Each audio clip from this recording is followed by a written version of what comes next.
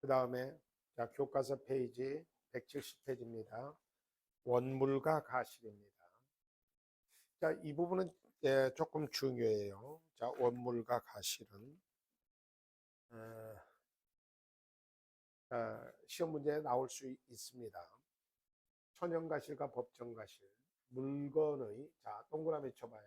용법에 의해서 수취하는 산출물은 천연가실입니다. 물건은 무슨 법? 용법. 여기서 단어가 용법으로 수취하는 산출물은 천연가실이고, 물건은 사용 대가로 받는 금전 기타 물건은 법정가실입니다. 물건은 사용 대가로 받는 금전은 법정가실입니다. 그러면 천연가실은 그 물건을 용법으로 수취하고, 물건은 사용 대가로 받는 것은 뭐예요? 법정가실이요. 그러면 원본에 대해서 이자는 무슨 가실일까요? 법정가실. 사과나무는 사과를 열리게 하는 거죠. 그죠? 그러면 사과는 뭘까요? 천연가실. 암태지는 새끼를 내죠. 그러면 암태지를 용법으로 사용 수익하면 뭐가 돼요? 새끼 나는 거겠죠. 그죠? 그러니까 돼지 새끼는 뭐요? 천연가실. 그랬더니 요 질문하면 다 뒤집어집니다. 엄마가 나눈 얘기는 이었으면 좋겠는데 그건 권리 주체예요. 권리 주체고 과실은 물건이어야 됩니다. 사람을 천연가실. 네. 천연가실은 그 원물로부터 분리할 때, 원물로부터 분리할 때 이를 줄을 한번 쳐볼까요? 수취할 권리자에게 속합니다. 그러니까 이걸 가실수취권자라고 하는데, 이게 이제 굉장히 중요합니다. 가실수취권자. 그리고 법정가실은 수취할 권리의 존속기간 일수의 비율로 취득합니다. 물론 의무규정이에요. 존속기간 일수 비율로 취득을 합니다. 이 부분은 조금 이따 설명을 드립니다. 물건으로부터 생기는 수익을 과실이라 하고, 과실을 생기게 하는 물건을 원물이라고 합니다. 그러니까 엄마 돼지가 원물이고 새끼 돼지가 과실이에요. 알겠죠? 사과나무는 원물이고 사과 열매는 뭐죠? 과실입니다. 과실에는 천연과실과 법정과실이 있습니다. 천연과실이든 법정과실이든 물건이어야 하고, 또 원물로부터 생긴 것이어야 합니다. 민법은 물건의 과실만 인정하고 권리의 과실은 원래 특허권의 사용료 같은 것은 인정되지 않습니다. 민법의 법조문이 그렇다는 거예요. 천연과실. 천연과실이란 물건은 용법에 의해서 수취되는 산출물을 말하는데, 과실의 열매, 가축의 새끼, 어미 젖소에 대한 우유, 그 다음에 토지에 대해서 광물, 토지에 대해서 석재, 토사 이런 것들이 천연과실입니다. 물건의 용법에 의하여란 원물의 경제적 용도에 따른 사용을 말합니다. 천연과실은 그 원물로부터 분리할 때, 수취할 권리자에게 속합니다. 수취할 권리자가 과실 수취권이라고 그랬어요. 과실 취득권. 그러니까 가장 대표적인 과실 수취권자는 소유권자야. 그러니까 엄마 돼지의 소유권자가 뭘까요? 아기 돼지의 새끼 돼지의 소유권자가 되고, 그 다음에 사과나무의 소유권자가 사과 열매에 뭐가 된다는 거죠? 사과를 뚝 따면 수취할 때 그 권리자가 되잖아. 이걸 무슨 권이라고 한다니까? 수취권이라. 가실 수취권. 이해하셨죠? 법정가실. 법정가실이란 물건의 사용 대가로 받은 금전 기타 물건인데, 임료, 지료, 이자 같은 것입니다. 원물과 가실은 모두 물건이어야 하므로 노동의 대가는 물건이 아니죠. 원물이. 그래서 대가 임금, 주식의 배당금, 지연이자, 특허권의 사용료 같은 것은 과실이 아닙니다. 과실이 아니에요. 돈을 못 받는다는 뜻이 아니라 과실로 취급되지 않는다는 뜻입니다. 법정 과실은 수취할 권리의 존속기간 일수 비율로. 너무 뻔한 얘기인데 말로 써놓으면 이렇게 어렵게 느껴져요. 존속기간 일수 비율로 취득한다. 그런데 당연히 무슨 규정이라고 그랬죠? 의무 규정이라고 그랬죠. 자, 그래서 살짝만 얘기합시다. 매월 말일날 차임 100만 원씩을 지급하기로 하는 임대차가 된 건물을 소유권자, 즉 임대인이 A에서 B로 넘길 때 날짜가 15일 날 소유권이 이전됐어. 그런데 이번 임료는 자, 전 소유자가 받아가는 거로 하자라고 특약이 없는 이상 뭘로 한다는 거예요? 요거 읽어봐. 존속기간 일수비율로 취득한다고 그랬죠. 그러니까 50만 원은 전 임대인한테, 50만 원은 후 임대인이 받아가면 되겠죠. 알겠어요? 그런데 그냥 후 임대인이 다 받아가기로 정하면 뭐예요? 의무규정이니까 그거 당사자의 특약이 먼저, 당사자의 의사가 먼저 적용됩니다. 다 동네에서 이렇게 하고 있어. 자, 사용이익입니다. 예를 들면 타인의 토지를 무단으로 점유하여 이를 사용하거나 임차 기간이 만료한 후에도 계속 건물을 사용하는 경우처럼 물건을 현실적으로 사용하여 얻은 이익을 사용이익이라고 해요. 자, 이거 한번 법적으로 좀 설명을 할게요. 임대차 기간이 만료되면 임대차 계약 관계는 소멸돼요. 그런데도 계속 뭐죠? 그 물건을 계속 점유하면 어떻게 될까요? 점유하면 이제는 계약 관계 차임이 아니라 그냥 사용이익으로 부당이득을 누리고 있는 거예요. 알겠어요? 자, 이 사용이익도 보통 차임에 상당하는 금액을 사용이익으로 봅니다. 이 사용이익도 뭘로 취급된다는 거죠? 가실에 준해서 취급한다고 그랬죠? 자, 그러면 과실 수취권자입니다. 자, 이 가실을 수취할 권리자가 누구냐? 점유자의 가실. 선의의 점유자는, 자, 무슨 점유자는? 자, 선의의 점유자는 그러면 가실을 수취할 본권이 없는데 있다고 믿고 있는 점유자를 말해요. 선의의 점유자란 말은 착한 사람이요, 가실을 수취할 본권, 즉 권리가 없다는 것을 안다는 거예요, 모른다는 거예요? 모른다는 거예요. 선의의 점유자는 점유물의 가실을 수취합니다. 그러면 악의의 점유자는 어떠냐? 그 사실을 알았어. 나한테는 본권이 없다. 자, 이 악의의 점유자는, 자, 봐요. 완전히 다 토해내야 됩니다. 수취한 가실을 반환하여야 하며 소비하였거나 가실로 인하여 훼손 또는 수취하지 못한 경우 그 가실의 대가까지 보상해야 됩니다. 자, 그리고 전항의 규정은 폭력이나 은비라는 말은 감춘다라는 뜻입니다. 폭력이나 은비에 의한 점유자, 몰래 한 점유를 말하는 거예요. 자, 이런 점유자도 악의의 점유자와 똑같이 취급됩니다. 자, 과실 수취권. 유치권자는 유침으로 과실을 수취하여 다른 채권자보다 먼저 그 채권의 변제에 충당할 수 있습니다. 자, 그러나 과실이 금전이 아닐 때는 경매를 해서 금전화시켜야 됩니다. 이건 유치권을 때 공부를 하시겠습니다. 알겠습니까? 여러분 이제 이 민법을 공부하다 보면 그 전에 세상 살면서 유치권이라는 권리가 있는지를 몰랐을 거예요. 그런데 생각보다 이제 돌아다니시다 보면 건물에 유치권이 설정되어 있는 경우가 많이 있어요, 없어요?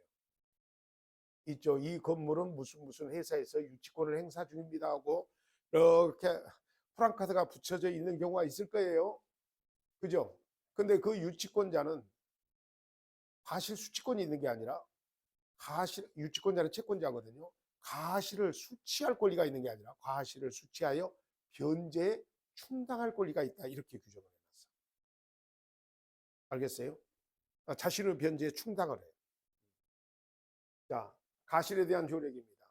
저당권의 효력은 저당 부동산에 대한 압류가 있은 후에 저당권 설정자가 그 부동산으로부터 수취한 가실 또는 수취할 수 있는 과실에도 미칩니다. 자, 그런데 꼭 뭐가 있은 후에 나타난 거예요. 압류가 있은 후에 나타나는 겁니다. 자, 그 다음에 과실의 기속 대금의 이자입니다. 매매 계약이 있은 후에 인도하지 않은 목적물로부터 생긴 가실은 자, 매도인에게 속해요. 자, 근데 매수인이 목적물의 인도를 받은 날로부터 자, 매수인은 목적물의 인도를 받은 날로부터 대금의 이자를 지급해야 됩니다.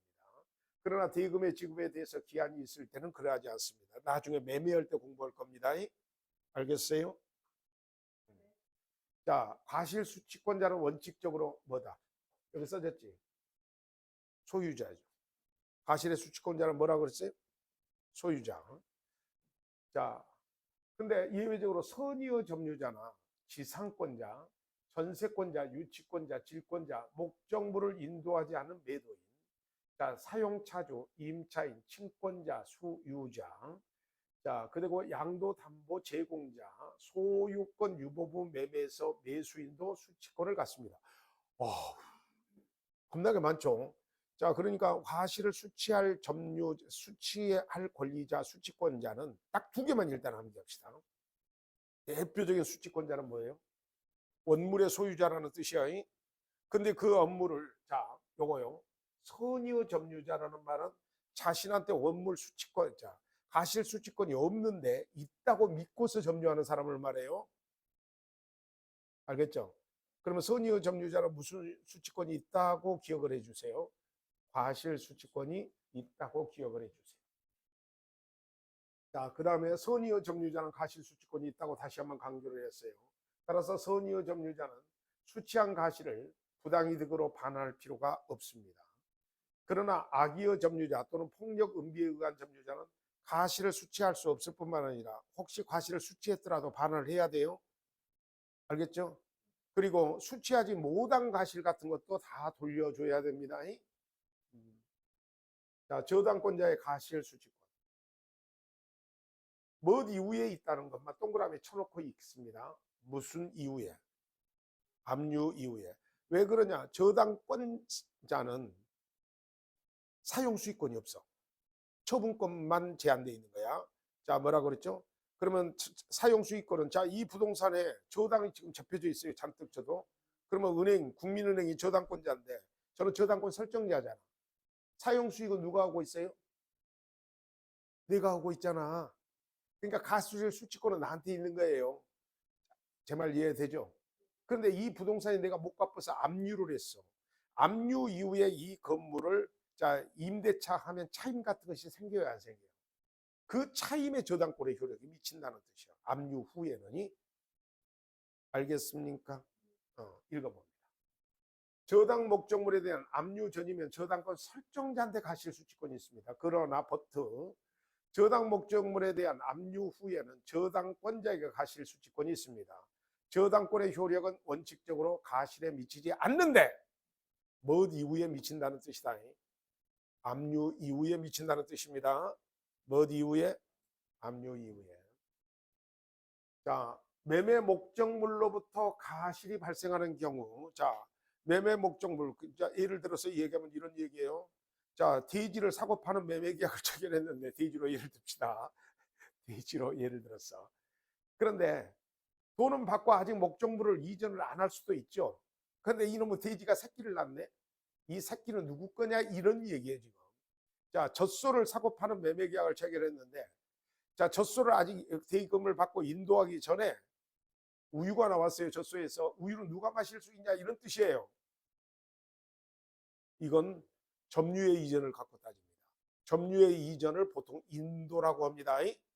자, 뭘 갖고 따진다고요? 인도. 자, 읽어봅니다. 목적물을 인도하기 전에는, 자, 누구한테 우유, 젖소 짜서 마실 권리가 생겨. 그리고, 자, 사과도 그 과수원을 사고 파는 매매 계약에서 사과 열매 열리면 어때요? 아직은 내가 따먹을 수 있어요. 인도 전이면. 매도인에게 과실 수취권이 있습니다. 목적물을 인도한 후에는 매수인에게 과실 수취권이 있습니다.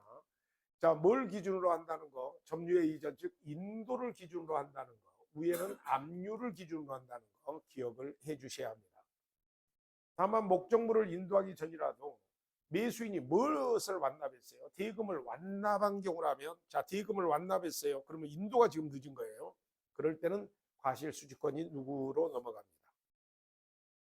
그래서 여러분, 매수인, 매도인은 계약만 체결한 상태, 중도금만 지급한 상태, 잔금 지급하고 인도까지 끝난 상태, 이렇게 3단계를 생각하셔야 돼.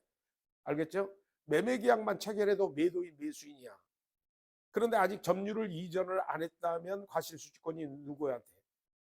매도인한테 있는데, 점유를 이전하면 매수인한테 있는데 대금을 다 받았으면 인도를 빨리 해줘야 되잖아. 그 사이에 있는 과실수취권은 누구한테 넘어간다는 거야? 매수인한테 넘어간다. 상식이죠. 조금만 생각하면 상식이야. 생각하기 귀찮아서 그렇지. 음, 민법은 이렇게 생각을 좀 많이 해야 돼.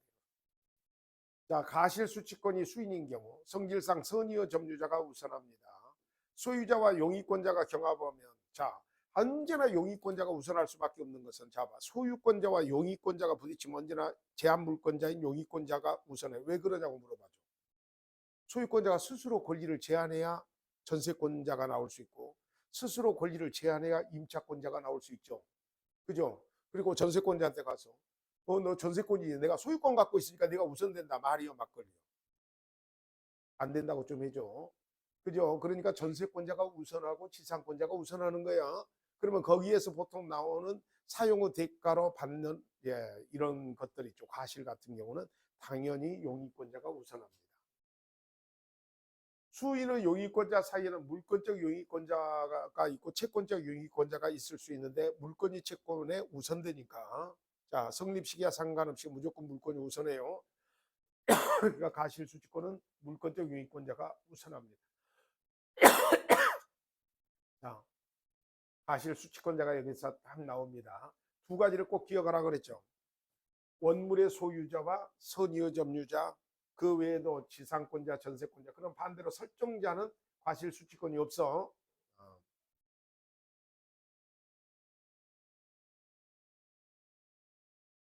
자, 지금 제목이 뭐라고 돼 있죠? 손인에서 한번 읽어보세요. 권리의 변동이라고 돼 있죠? 자, 그죠?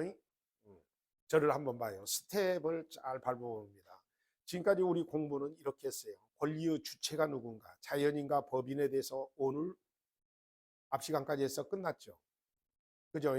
그러면 그 권리의 반대편에 서 있는 권리의 객체로서 물건을 공부했습니다. 맞나요? 자, 그럴 때 물건도 원물과 뭐 종물, 원물과 가실마 해가지고 쭉 공부를 했죠. 그렇다고 좀 해서 주물과 종물, 원물과 가실 뭐 이렇게 쭉 공부를 해왔죠. 물건의 종류로. 자, 그런데 어떤 부동산이나 동산의 소유권이 한 번 딱 정해지면 평생 그렇게 갑니까? 그런 권리관계는 변동될 수 있습니까? 변동될 수 있죠. 이것이 권리의 변동입니다. 자, 법률행위로서 변동될 수도 있고 법률의 규정에 의해서도 변동될 수 있습니다. 자, 이렇게 권리의 변동에 대해서 지금 큰 제목을 공부를 해 나가겠습니다. 자, 자기가 지금 큰 틀을 짜가면서 공부를 하셔야 돼요. 자, 알겠습니까? 권리의 변동을 공부하는 거예요. 자, 서론, 법률관계 변동의 원인, 의. 법률관계는 인간의 사회생활 관계 중에서 법에 의해서 규율되는 생활관계를 의미합니다. 법에서 규율되는 생활관계는 주로 권리와 의무관계로 나타납니다. 따라서 법률관계는 권리 의무 관계를 말합니다. 법률관계의 변동이란 권리 의무 관계의 변동, 즉 권리의 발생 변경 소멸을 뜻합니다. 자, 권리 변동은 뭐라고 썼죠? 권리의 발생 변경 소멸을 합쳐서 권리 변동이라고 해요. 자, 법률관계 변동의 원인. 자, 권리 변동의 원인은 예를 하나 딱 드러났어요. 갑은 그 소유 토지에 대해서 을과 매매 계약을 체결했다. 을의 매매덱을 집어가고 토지에 대해서 소유권 이전 등기를 했다. 자, 그러면 지금 X라는 부동산에 대해서 갑과 을 사이에 무슨 계약을 체결했다는 거예요? 매매 계약을 체결하고 궁극적으로는 소유권, 자, 이건 잔금을 지급하고 나면 자, 궁극적으로 소유권 이전 등기를 하게 되죠. 그러면 X 부동산의 소유권자가 갑에서 소유권자가 누구로 바뀌는 거죠? 을로. 이걸 소유권 변동이 되겠죠. 소유권 권리요? 아니요. 권리죠. 권리 변동입니다. 이것은요, 매매 계약이라는, 이건 이제 나중에 공부하겠습니다만 법률행위야. 법률행위에 의해서 변동되는 거고, 자, 갑이 사망하면 갑 소유의 토지가 그 사망 사실을 상속인들이 알았거나 몰랐거나 숨이 딱 넘어가는 찰나에, 뭐든 찰나에, 숨이 넘어가는 찰나에 소유권은 을로 바뀝니다. 이건 등기하고 상관없어요. 등기해야 소유권이 변동된다면 아버지가 죽었는데 등기가 되어 있지 않은 이상 소유권자가 아니라는 말이 돼버리잖아요. 그러면 그 부동산 소유권 없는 부동산이 돼버리잖아요. 말이요, 막걸리요. 막걸리죠. 선생님 무슨 막걸리 좋아하셔? 소성주. 하여튼 자, 오늘 저녁에 막걸리 듭시다. 내일까지 공부하고 듭시다. 자, 이것은 법률행위가 아니라 사망이라는 어떤 사실에 기해서 한 거죠. 상속이라는 사실에 기해서. 이건 법률의 규정에 의한 변동입니다. 자, 위 사례에서 보는 것처럼 A나 B는 모두 결과적으로 우리 토지에 대한 소유권을 취득했습니다. 즉 갑의 입장에서 보면 소유권을 상실, 을의 입장에서 보면 소유권의 취득, 즉 권리의 취득, 법률관계의 변동이라는 공통점이 있습니다. 이처럼 권리가 발생, 변경, 소멸하는 원인은 두 가지로 크게 나눠집니다. 자, 하나는 자 소리내서 읽어봐요. 뭐에 의한 법률관계의 변동? 법률행위에 의한. 두 번째는 법률의 뭐죠? 규정. 아까 사례에서 상속은 뭐의 규정이야? 법률의 규정. 자, 매매는 뭐죠? 법률행위. A의 경우는 갑과 을 사이의 매매계약, 즉 법률행위에 의하여, 자, 법률행위는 나중에 공부합니다. 의사표시가 필수 불가결하게 하나 이상 존재하는 법률 요건이다. 어우씨, 어렵네. 자, 다시 한번. 의사표시가 필수 불가결하게 하나 이상 존재하는 법률 요건을 법률행위라고 하는데, 자, 다음 시간에 아주 귀에 못이 박도록 강조를 드릴 겁니다. 자, 이 사실은 민법 총칙에서 가장 중요한 것은 법률행위예요. 알겠죠?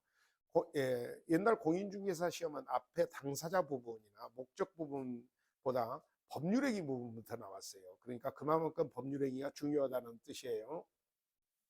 자,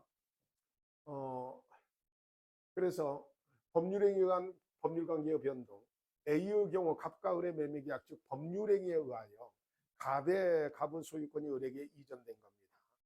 자, 그 다음에 이제 법률의 규정에 의한 법률관계의 변동. B의 경우는 당사자의 법률행위, 즉 당사자의 어떤 의사표시에 의하지 않고 상속이라는 법률의 규정에 의하여, 즉 아버지가 아들한테 재산을 남긴다. 이건 상속이 아니야. 이것은 유언 내지 유증이라 그래. 뭐라고 한다고? 유언 내지 유증. 상속은 그냥 죽어버렸을 때 상속되는 거야. 뭐 됐을 때? 그냥 죽어버려. 그래, 여러분 어지간하면 있죠. 돌아가실 때 그냥 돌아가셔요. 유언하고 돌아가시면 꼭 사망한 그날 막 그 형제들이 싸우고 있고 그러더라고. 그러니까 법정 상속분과 다른 형태로 재산을 나누려고 하는 것이 유언이거든요. 싸워. 근데 그냥 죽어버리면 어떻게? 법이 정한 방법대로 1대1로 착 나눠줘요. 하하하. 죽는 순간에 그냥 그렇게 배분돼버리는 겁니다. 재미없으신가 보다. 자, 그래서 법률행위에 의하지 않고 상속이라는 법률의 규정에 의하여 갑의 소유권이 을에게 이전됩니다. 여기서 법률관계를 권리 중심으로 파악하게 되면 권리의 발생, 변경, 소멸의 모습으로 나타나는데 이를 총칙하여 권리 변동이라고 합니다. 이를 권리 주체의 입장에서 본다면 권리의 취득, 변경, 상실이 되고 약칭하여 권리의 득실 변경 또는 득상 변경 이렇게 표현합니다. 자, 이 사례처럼 권리 변동이 일어나려면 일정한 전제 조건이 갖춰져야 됩니다. 이러한 권리의 변동의 원인이 되는 것을 법률 요건. 자, 그 법률 요건에 의해서 발생하는 권리의 변동을 법률 효과라고 합니다. 자, 법률행위는 의사표시를 필수 불가결한 요소로 하는 법률 요건이다. 자, 그러면 법률 요건으로 법률행위가 되면 그대로 법률 효과가 발생한다는 거예요. 권리 변동이란 결과가. 그리고 법률 요건을 구성하는 개개의 사실을 뭐라고 표현을 해요? 법률 사실이라고 합니다. 자, 이 경우에 세분화시키면, 자, 매매계약이 있었죠. 그게 매매계약이 법률행위거든. 자, 계약, 합동행위 이런 것들이 단독행위, 계약, 합동행위가 법률행위야. 자, 그런데 그 계약 안에 들어가 보면 매도인이 팔겠다는 의사를 표시하고 매수인은 사겠다는 의사를 표시했죠. 그죠? 하나하나의 의사표시 하나하나를 법률 사실이라고 해요. 그래서 자, 이걸 세분화 보면 청약 또는 승낙의 의사표시, 청약과 승낙의 의사표시의 일치에 의한 매매계약의 성립. 자, 이것이 이제 법률행위나 법률 요건이요. 그리고 매매의 효과, 매매대금 지급 청구, 소유권 이전 등기나 법률 효과의 순으로 권리가 변동된다는 것을 알 수 있습니다. 자, 10초를 드릴 테니까 생각해봐. 자, 그 뜻을 알겠죠? 자, 그러니까 아파트 매매 계약이 뜬금없이 있었던 거예요. 아파트를 팔겠다는 청약이 있었고, 사겠다는 승낙이 있었고, 그 의사의 합치가 조정돼서 합치가 되면 계약이 성립된 거잖아. 그죠? 그래서 계약금, 중도금, 잔금이 지급될 때는 보통 동시행으로 소유권 이전 등기까지 되면 갑의 소유권, 아파트 소유권이 을의 아파트 소유권으로 변동된 거잖아. 그 과정을 지금 설명해 놓고 있는 겁니다. 알겠어요? 여기에 칼라리 사망에서 이민 오신 분 아니면 이 감각은 거의 알 것 같아요. 다만 용어들을 이렇게 쓴다라는 것은 기억을 해 주셔야 돼요. 알겠죠? 무슨 사망? 칼라리 사망. 즉 법률관계의 변동이 이루어지는 과정을 살펴보면 법률 효과가 발생하는 과정, 즉 먼저 개개의 법률 사실, 즉 여기서는 의사표시입니다. 모여서 법률 요건, 즉 계약이라는 법률 요건을 이루고 법률 요건이 충족하면 당사자가 원하는 법률 효과가 발생합니다.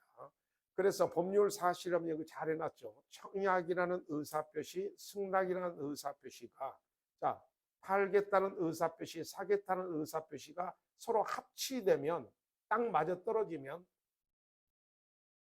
청약과 승낙이 일치됐다 그랬죠. 그러면 계약이 성립되는 거예요. 자, 그러면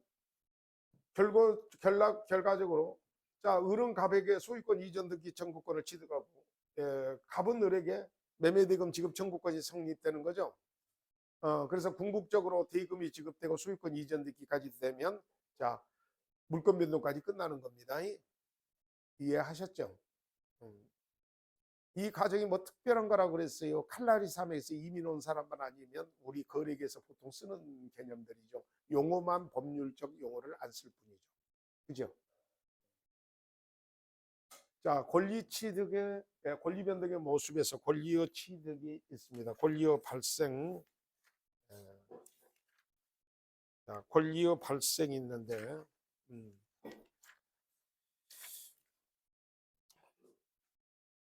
권리의 발생의 원시 취득입니다.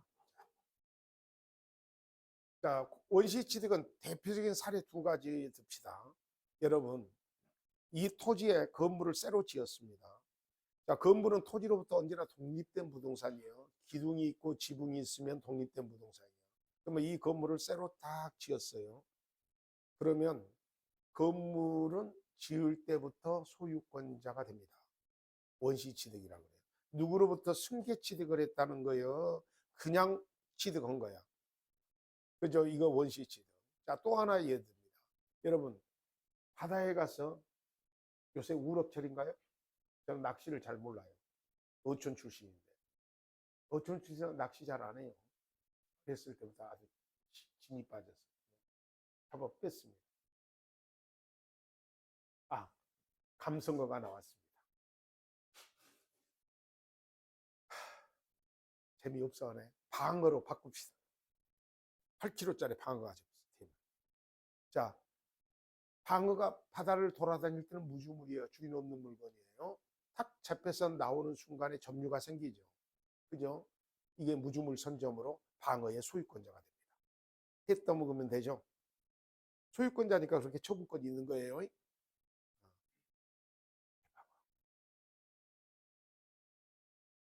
여러분을 재밌게 해야 되는 것이 뭐가 재밌게 해야 될지 모르겠어요.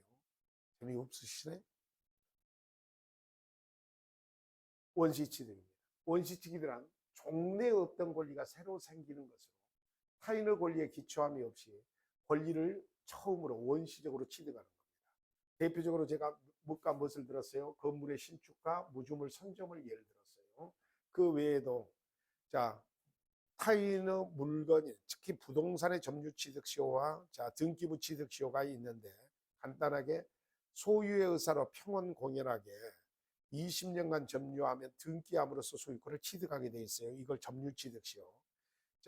소유의 의사로 평온 공연하게 선으로 가실 없이 등기된 부동산에 대해서는 10년이 지나면 등기부 취득시효가 됩니다. 이것도 원시 취득이요.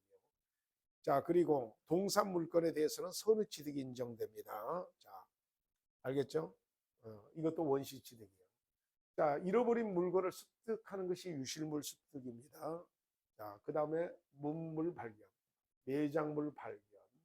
자, 매매 계약에 대해서 대금 채권이란 채권을 처음 탄생하는 것도 원시 취득이고, 출생에 의해서 친권을 취득하는 것도 원시 취득인데, 두 가지만 일단 생각합시다.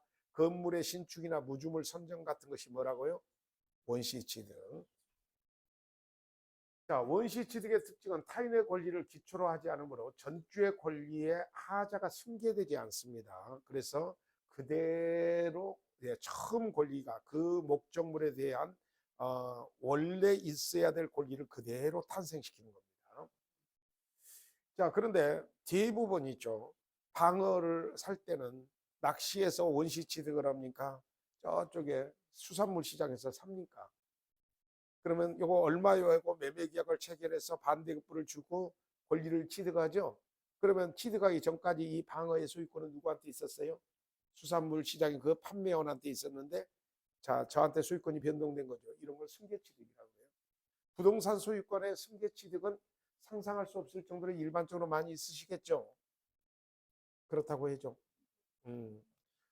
자, 승계취득이란 기존의 권리가 승계되어 다른 사람이 권리를 취득하는 것을 의미합니다. 이러한 승계취득은 이전적 승계취득이 매매계약을 통해서 이전되는 것이 이전적 승계취득.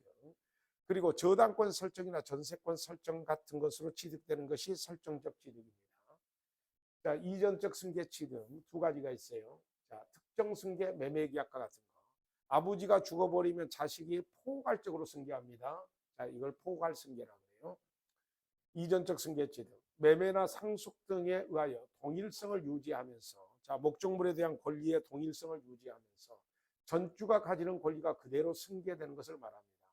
여기는 이전적 승계취득은 특정 승계와 포괄 승계로 나눠지는데, 자, 대표적으로 매매가 특정 승계고 상속이 뭐라고 생각하시면 돼요?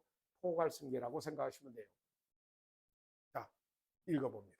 특정 승계란 매매의 경우처럼 개개의 권리가 각각의 취득 원인에 의해서 취득되는 것을 말합니다. 매매, 증여, 교환, 사인 증여 같은 것입니다. 자, 매매가 대표적으로 뭐라고 그랬죠? 특정 승계. 자, 포괄 승계 취득. 포괄 승계란 전주가 가지고 있는 다수의 권리를 포괄해 승계하는 것입니다. 대표적으로 뭐가 있어요? 상속이 있는데 상속과 똑같은 취급을 받는 게 이제 포괄 유증. 그리고 회사 A 회사와 B 회사가 서로 합병할 때는 포괄 승계 취득이 이루어집니다. 자, 설정적 승계 취득입니다. 소유자가 자신의 권리 사용 수익권의 일부를 제한해서 지상권을 설정하고 처분권의 일부를 제한해서 저당권을 설정받을 수 있겠죠. 그러면 저당권자나 지상권자가 설정적 승계 취득이라고 보통 표현을 합니다. 그래서 소유자로부터 지상권 저당권을 설정받은 경우처럼 권리 내용의 일부만을 승계하는 것입니다. 전세권 설정 취득, 저당권 설정 취득이 되죠. 자, 원시 취득은 권리의 창설이고 승계 취득은 전 권리자를 그대로 승계하는 겁니다. 그렇기 때문에 전주의 권리에 하자가 있는 경우에 그 하자가 후 주인에게 승계되는 건 승계 취득에서만 승계해야 돼요.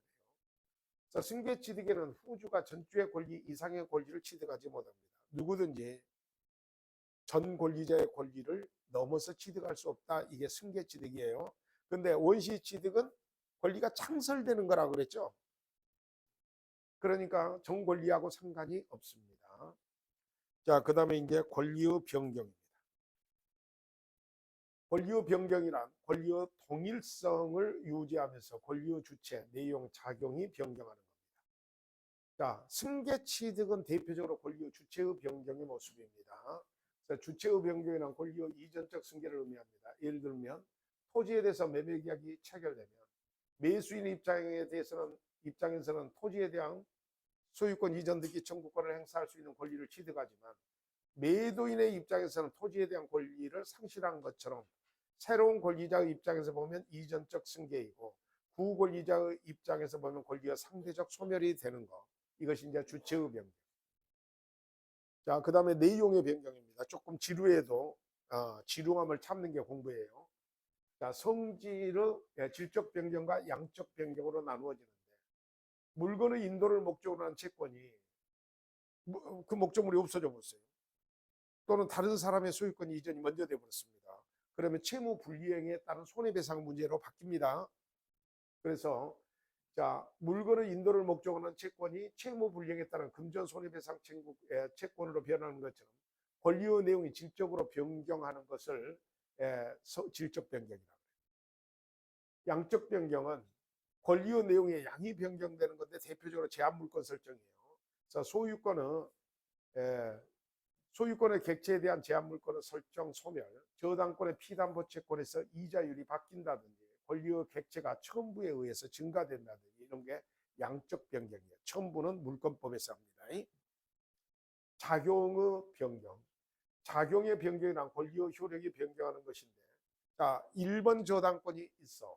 그러면 1번 저당권이 소멸하면 2번 저당권이 1번 저당권은 순위 승진이 되는 겁니다. 부동산 임차권의 대항력을 취득하는 것 같은 것이 작용의 변경입니다.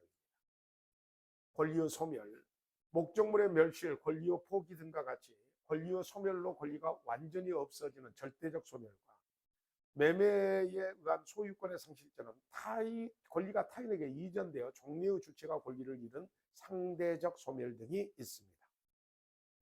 자, 그 다음에 이제 꽤 까다로운 것 중에 하나에 들어갑니다. 자, 칠판을 보세요. 뭐라고 써졌죠? 법률 사실이라고 써졌습니다. 약간 제가 속도를 낮추겠습니다. 자, 저를 한번 봐봐요. 지금부터 공부할 법률 사실은 최소한 법적 의미가 있어야 합니다. 뭐가 있어야 된다고요? 둘이 친구가 됐다. 이런 건 법적 의미가 없죠. 여기서 이제 법률 사실이 되기 위해서는 최소한 무슨 의미가 있는 사실만 갖고 따져요? 법적 의미가 있는 사실만 갖고 따집니다. 알겠어요? 그럴 때 그 법률 사실은 크게 두 개로 나눠져요. 용태와 사건으로 나눠집니다. 뭐가 뭐로 나눠진다고요? 용태와 사건. 자, 용태 한자로 한번 써보십시다.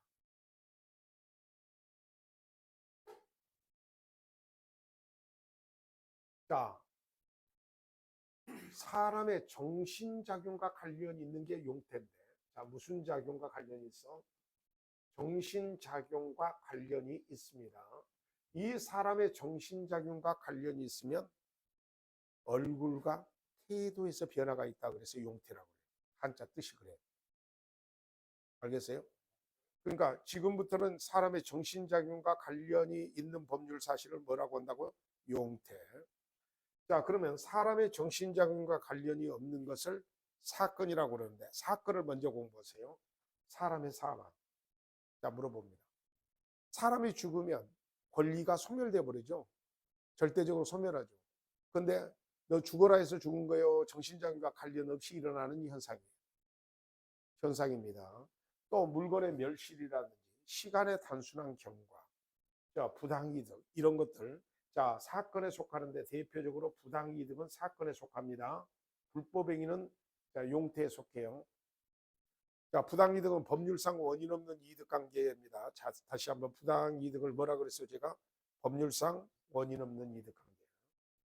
자, 그러면 용태는 다시 그 사람의 정신작용이 밖으로 표시되면 외부적 용태, 내부로 갈물이 되어 있으면 내부적 용태라고 해요. 알겠어요? 그러니까 정신작용이 밖으로 표현되면 무슨 쪽 용태야? 외부적 용태. 자, 정신작용이 안으로 갈물이 되어 있는 것이 내부적 용태. 단 주의해야 될 점이 있어요. 단순한 정서나 감정은 아니야.